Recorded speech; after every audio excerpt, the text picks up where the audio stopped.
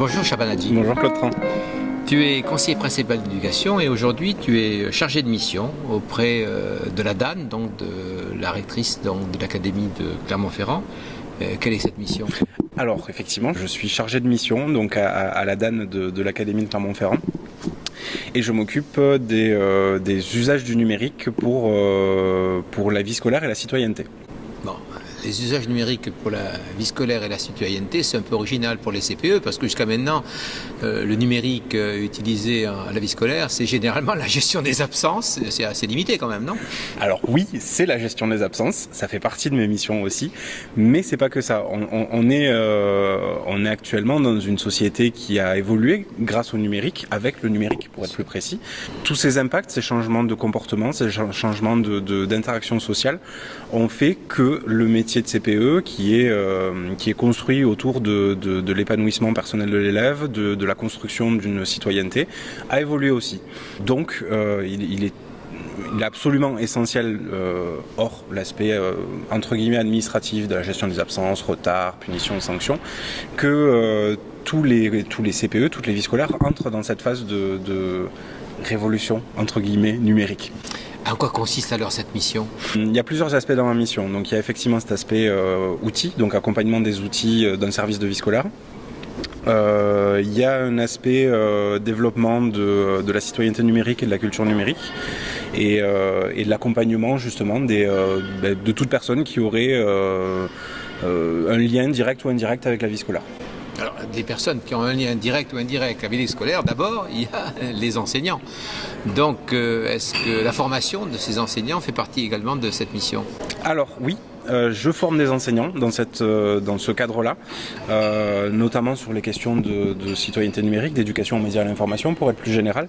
J'ai déjà eu en face de moi des publics alors de CPE, de professeurs documentalistes, d'enseignants, de certains établissements, avec lesquels on a pu partager autour de ces thématiques-là. Donc, ce sont de vraies passerelles numériques entre tous les acteurs qui interviennent dans un EPLE, dans un établissement public. Eh bien, un peu comme le métier de CPE.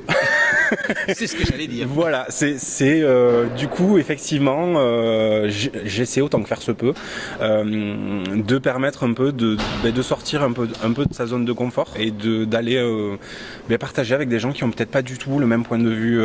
Alors en tant que CPE, par exemple, je n'aurais pas forcément les mêmes aspirations qu'un enseignant sur certains points, mais ça ne nous empêche pas de partager, notre objectif il est commun à tous et je pense que c'est important qu'on soit pluricatégoriel, qu'on puisse partager avec les autres et qu'on arrive à faire avancer tout le monde un peu dans un même sens quelque part. Enfin, il y a quand même dans les établissements scolaires d'autres acteurs, mais il y en a quand même certains d'essentiels. Ce sont quand même les élèves. Tout à fait. Tu en as parlé tout à l'heure. Donc, s'agit-il également de mettre en œuvre de la formation d'élèves?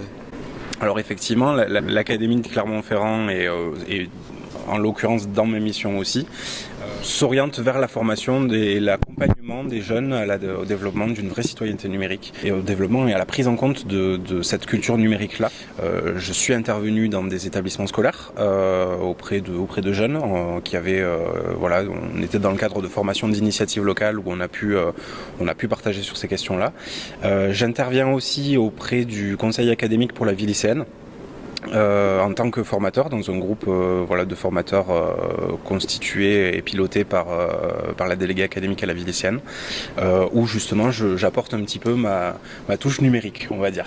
Alors, la touche numérique d'un conseiller principal d'éducation qui a une vision large, puisqu'on doit avoir une vision de recul, si je comprends bien, intègre certainement la formation, j'allais dire au métier, entre guillemets, d'élus lorsqu'il s'agit d'un élève qui siège au conseil académique de la lycéenne. Quel est l'axe de formation? On a une volonté dans l'académie justement de développer à ce niveau, qui est un niveau de responsabilité et de représentation qui est quand même assez important pour les jeunes. Il siège au milieu d'adultes de toute façon. Tout à fait, et il siège à un niveau académique, c'est pas rien pour des jeunes qui sont en construction, qui sont lycéens, qui ont leur vie personnelle, plein de devoirs parce qu'ils sont en première terminale et que c'est compliqué, mais qui ont plein d'idées, qui ont plein d'envies et qui ont besoin qu'on les accompagne et qui l'expriment. Donc on a commencé à construire des actions de formation qui les accompagnent dans un premier temps dans leur métier entre guillemets d'élus, tout simplement. Et à côté de ça, on essaie de développer des compétences qui pourront, à leur demande majoritairement, qui leur permettront d'être des vrais représentants et d'aller dans leurs établissements d'abord pour ramener ce qu'ils ont envie d'amener à l'établissement. Et aussi au niveau académique, puisqu'ils représentent quand même toute l'académie. Alors ces types de compétences, c'est quoi ? Alors, on a plusieurs champs de compétences. On a, au niveau de leurs compétences d'élus, on a travaillé avec plusieurs partenaires, associations partenaires de l'éducation nationale. On a travaillé dans un premier temps sur la cohésion de groupe. Parce que c'est important quand on est élu d'une académie comme la nôtre, qui est une académie qui est extrêmement diverse dans ces territoires. On avait besoin et eux avaient besoin de se reconnaître en tant que personne et de faire groupe, de faire sens dans cette instance. Ça a d'ailleurs très très bien fonctionné. On a aussi travaillé sur la communication, que ce soit la communication directe en tant qu'élu, qu'est-ce que je dis, ou la communication, on va parler de communication non verbale ou paraverbale, comment je le dis. Et on a essayé de développer un petit peu plus ces compétences en partant du principe que tout ce qu'ils faisaient dans leurs établissements en tant qu'élus, puisque les élus CVL sont aussi des élus CVL dans leurs établissements, leur permettait aussi de développer d'autres compétences qu'on n'allait peut-être pas réitérer dans ce sens de formation-là. Alors je suppose que dans ce type de démarche, de formation, vous vous associez à des organismes, à des associations ? Effectivement, on travaille beaucoup avec les associations partenaires de l'école, la Roeven notamment, avec qui on a construit une formation, les CMEA, avec qui on a pu travailler aussi sur une action en communication par les réseaux sociaux, l'association Jet d'encre, avec qui on travaille sur le journalisme lycéen. Alors justement, en parlant du journalisme lycéen, ils publient beaucoup les élèves. Il y a la semaine de la presse et des médias à l'école, c'était il n'y a pas longtemps, et donc ce que disent les responsables institutionnels, que ce soit la ministre, mais également Le Clémy et Canopé, c'est que le nombre de jeunes qui publient dans les établissements scolaires s'accroît considérablement avec des outils essentiellement transmédia. Alors, les médias sociaux ont permis quelque chose d'assez formidable dans les établissements scolaires, c'est que les jeunes se sont remis à publier et à écrire, à partager. Et effectivement, on est dans une mouvance où le nombre de médias lycéens grandit de jour en jour. Que ce soit des médias papier, on a encore beaucoup de journaux papier qui existent dans les établissements, ou les médias numériques. Et effectivement, les jeunes publient beaucoup. Ils ont envie d'être accompagnés par les adultes sur ces questions-là, et on essaie de faire en sorte que ça se diffuse le plus possible, parce que en tant que CPE qui veut former des citoyens justement, il me semble que cette liberté d'expression et cette liberté de publication de parole est extrêmement importante. Et quand on publie, c'est ce que disent les journalistes, mais c'est ce que disent également les élèves qui publient, ils disent en fait on a le souci du vrai. On a le souci du vrai dans ce qu'on lit, dans ce qu'on reçoit comme information. On a donc ce souci du vrai quand on publie. Oui, alors effectivement, surtout à une ère où tout le monde peut publier.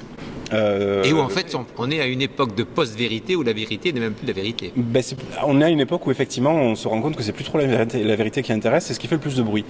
C'est un peu dommage. Et ils y sont sensibles. Et ils y sont sensibles parce que du coup ils sont un peu perdus dans tout ce flot de peut-être vérité, peut-être pas vérité, peut-être intox, peut-être une info à côté de laquelle on passe parce qu'on est parasité par d'autres choses. Et eux, on se soucie quelque part de savoir comment on s'en sort là-dedans, quoi. Parce que nous, en tant qu'adultes, c'est pas toujours évident. Eux, en tant que jeunes, ça l'est encore moins. Et effectivement, ce qui est absolument génial avec les publications lycéennes, les journaux lycéens, c'est qu'ils sont dans cette recherche de vérité, ils sont dans cette recherche de bien faire. Ils ne publieront pas des choses qui ne sont pas construites. Ils donnent du sens à l'information. Exactement. Ils vont au bout de ce qu'ils font et de ce qu'ils partagent avec cette information-là. Bon, vous travaillez aussi, je crois, dans cette académie sur les problèmes du cybersexisme, de cyberharcèlement et cybersexisme. Alors tout à fait. On est une académie qui est très active sur les questions de harcèlement, cyberharcèlement, et par extension sexisme et cybersexisme, qui sont malheureusement aussi des causes de harcèlement assez violentes. Et on travaille cette année avec le CAVL à la demande de beaucoup d'élus lycéens, filles comme garçons d'ailleurs, qui ont envie de travailler un petit peu à l'égalité filles-garçons. Voilà, c'est en train de se faire. On est en train de monter peut-être commencer déjà par des actions de formation auprès des élus académiques pour travailler sur les questions de cybersexisme et de sexisme, pour ensuite voir comment on met un projet en place sur un moyen terme, c'est-à-dire d'ici la fin de l'année civile. Si je fais un résumé, en fait, les pédagogues disent dans la classe, il faut rendre les élèves acteurs, voire producteurs, voire concepteurs de leurs propres apprentissages. La vie scolaire travaille dans le même champ, rendre les élèves acteurs, rendre les élèves producteurs, voire éventuellement concepteurs, pour qu'ils deviennent autonomes et en fait qu'ils accèdent à leur citoyenneté.